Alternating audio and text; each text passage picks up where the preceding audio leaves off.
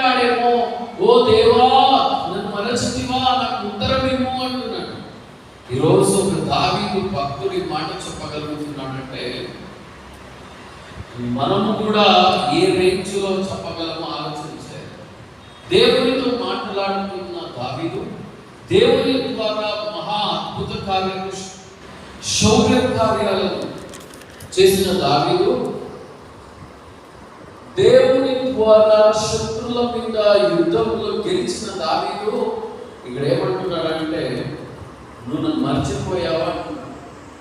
ఎందుకు మాట్లాడుతున్నాడు? శత్రువు నా మీదకి వచ్చాడు, ఇప్పుడు శత్రువు కూడా నేను ఓడిపోతున్నానేమో అనుభవం అవుతుంది, నేను ఓడిపోతున్న ఎక్స్పీరియన్స్ అవుతుంది, శత్రువు గెలుస్తాడేమో అనే ఒక నాకు భయం, ఆందోళన అవుతుంది.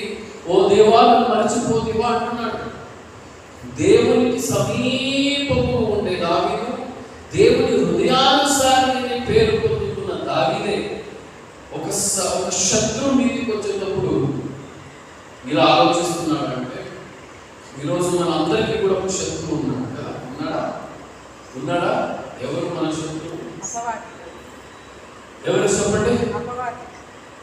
మన శత్రువు అపవాది కదా. బైబిల్ అదే చెప్తుంది, మన శత్రువు అపవాదే కానీ సో మనుషులు మన శత్రువులు కాదు. రైట్? భార్య శత్రువు కాదు, భర్త శత్రువు కాదు, స్నేహితులు శత్రువు కాదు, రిలేటివ్స్ అనేవాడు శత్రువు కాదు. మనం ఎక్కువ శత్రువు వీడని శత్రువుని చూస్తాం కదా. చాలా మంది భర్తలకు భార్యనే శత్రువులాగా ఉంటారు, కొంతమందికి భర్త శత్రువు. సో అన్న, తమ్ముడు, అక్క, చెల్లెలు, బంధువులు వీళ్ళందరూ శత్రువులే. వాస్తవానికి క్రైస్తవులకు ఒక శత్రువు ఉంటే ఒక్కడే శత్రువు ఉన్నాడు, వాడే సాతాను. బైబిల్ ఏం చెప్తుంది? నీ శత్రువు అయిన సాతాను, అపవాది అంటే మన అందరికీ ఒక శత్రువు ఉన్నాడు. అవునా? ఎవరు వాడు? సాతాను. మన ఆత్మీయ జీవితంలో కూడా సాతాను కొన్నిసార్లు దావీదు మీద శత్రువు యుద్ధం చేస్తున్నాడు, మన మీద కూడా యుద్ధం చేస్తాడు. చేయడా? మన ఆత్మీయ జీవితంలో కూడా మన మీద యుద్ధం చేస్తాడు. ఎలా యుద్ధం చేస్తాడు? మనం పరిశుద్ధత కొరకు కూడా మనం ఆలోచిస్తుంటే సాతాను ఏం పరిశుద్ధత, ఏం భక్తి, ఈరోజు భక్తి చెందుతుందా?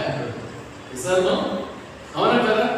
మనం నీతి ఉండాలా, పరిశుద్ధం ఉండాలా, నీతి ఉండాలా అని అనుకుంటే వాడు అబ్బా ఈ రోజులో నీతి మంత్రుకుంటే అయిపోయింది, నీకు టోపీ వేస్తుంది కదా.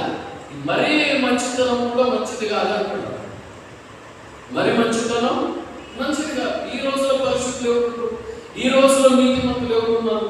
ఈ రోజులో భక్తి చేసేవాళ్ళు ఎవరున్నారు? ఈ రోజులో మంచోళ్ళు ఉన్నారా అంటే మనము పోరాడుతూ, అందుకే పౌలు చెప్తాడు, మనము పోరాడుచున్నది ఎవరితో?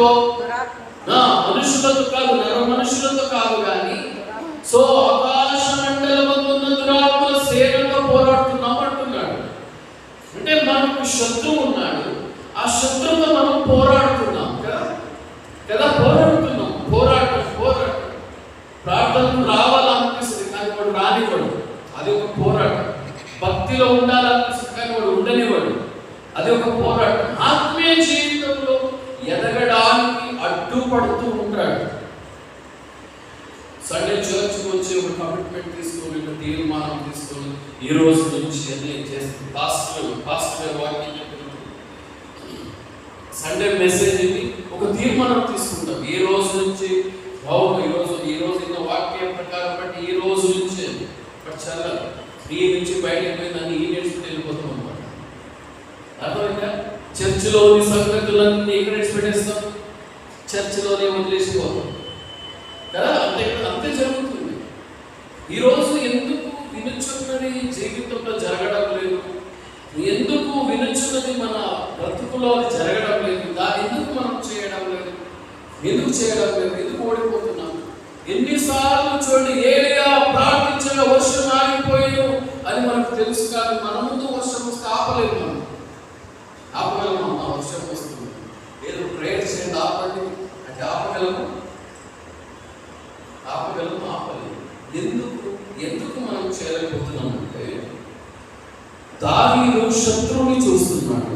ఆ శత్రువుని చూస్తున్నంతసేపు దావీదుకి శత్రువు ఒక బలం, శత్రువు ఒక వాని యొక్క రౌద్రం, శత్రువు ఒక పన్నాగం, దాన్నే చూస్తున్నంతసేపు దావీదుకు భయం అవుతుంది. బట్ ఈరోజు మనం శత్రువుని చూడము, మన దేవుని చూడాలి. ఆమేన్. ఎవరిని చూడాలి? శత్రువుని చూడాలా? శత్రువుని కాదు, ఆ శత్రువుని ఓడించే దేవుని చూడాలి. అవునా? ఆ శత్రువుని జయించే దేవుని చూడాలి. ఎవరిని చూడాలి? చెప్పండి, ఎవరిని చూడాలి? ఒక చిన్న పిల్లడు నాన్న చేయి పట్టుకుని రోడ్డు దాటినప్పుడు ఒక చిన్న కుమారుడు కదా తండ్రి చేయి పట్టుకుని పోతుంటాడు. ఆ చిన్న పిల్లడికి రోడ్లో పోయేటప్పుడు లారీలు కనబడుతుంటాయి, బస్సులు కనబడుతుంటాయి. అవన్నీ ఎలా అనిపిస్తుంది? మీదికి వస్తుందేమో అనిపిస్తుంది. వాళ్ళకి ఎలా ఉంటుంది? భయపడరు పిల్లలు, భయపడరు. కానీ అదే పిల్లలు మా డాడీ ఉన్నాడు, మా నాన్న నన్ను పట్టుకుని ఉన్నాడు ఫీల్ వచ్చింది, భయపడతారా? చెప్పండి, భయపడతారా? ఒక 10 years పిల్లలు, ఒక 6-7 years పిల్లలు తండ్రి చేపట్టుకొని ఉన్నారు అనుకో, లారీలో బస్సులు వస్తుంటే భయపడతారా? భయపడరు. మా డాడీ పట్టుకున్నాడు నన్ను, మా నాన్న పట్టుకుని భయపడరు. అంటే లారీలో బస్సులు చూడకూడదు, డాడీని చూడాలి. ఎసరో అంతే. మన ఆత్మీయ జీవితంలో లేకపోతే సాతాను శత్రువు రోగాలు, అప్పులు, సమస్యలు, ప్రాబ్లం అన్ని మీదికేసిస్తాడు. నిందలేస్తాడు, అవమానాలేస్తాడు, మైండ్ బ్లాక్ చేస్తాడు. సో రైట్, అనేక శోధన చేస్తాడు. ఇవన్నీ వచ్చి